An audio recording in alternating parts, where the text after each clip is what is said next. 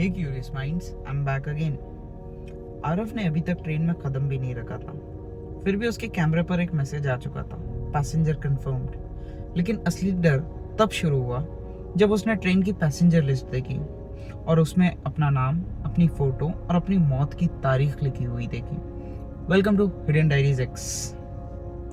अगर आपने पार्ट 1 नहीं देखा है तो पहले ज़रूर उसे देखिए, क्योंकि हर कहानी के पीछे एक क्लू जुड़ा हुआ है। अब बिना किसी देरी के वापस चलते हैं प्लेटफॉर्म नंबर 13 पर। ट्रेन बिल्कुल खामोशी से प्लेटफॉर्म 13 पर रुक चुकी थी। ना इंजन की आवाज़, ना ब्रेक की आवाज़, जैसे वो हवा में चलकर आई हो और यहाँ पहुंची।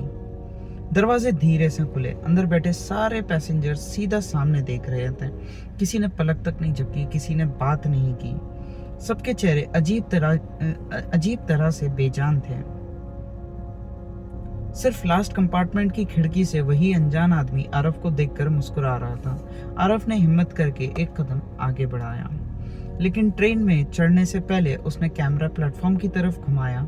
स्क्रीन पर प्लेटफॉर्म 13 बिल्कुल साफ तरीके से दिख रहा था।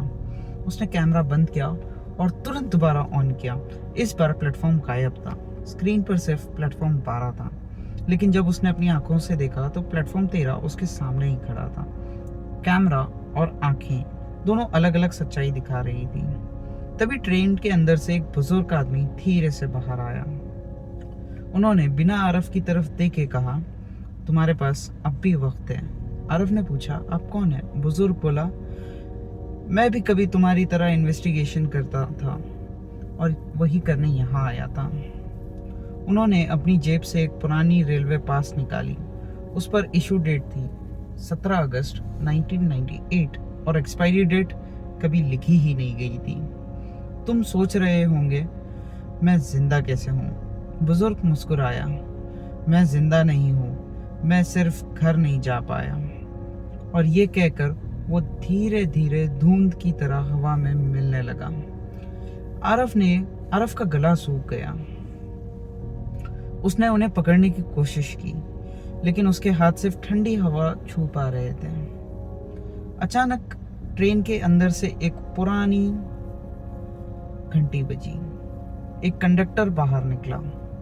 उसने काले रंग का पुराना यूनिफॉर्म पहना हुआ था। उसके हाथ में एक लेदर फाइल थी। उसने आरफ को देखा और फाइल खोल दी। उस फाइल के अंदर हर पैसेंजर की टिकट लगी हुई थी।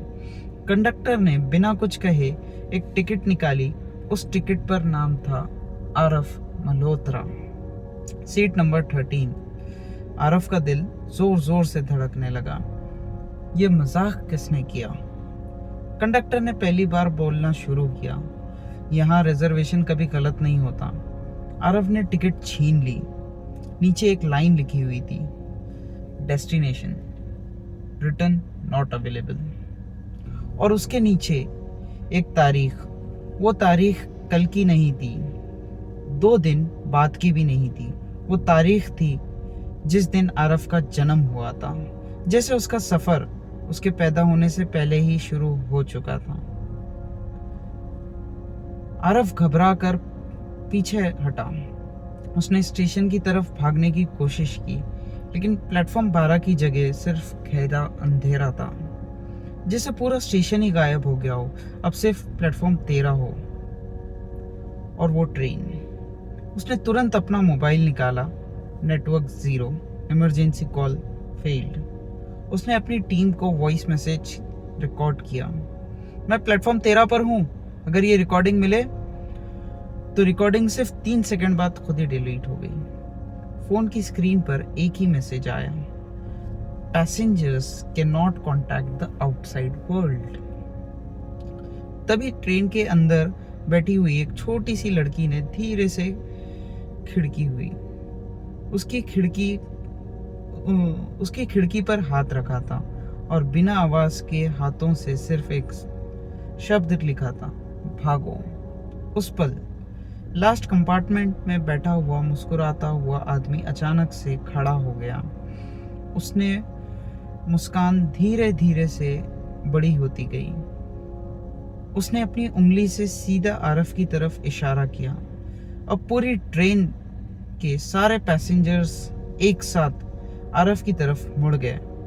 उसकी आंखें बिल्कुल काली थी। कंडक्टर ने जोर से आवाज दी, फाइनल बोर्डिंग।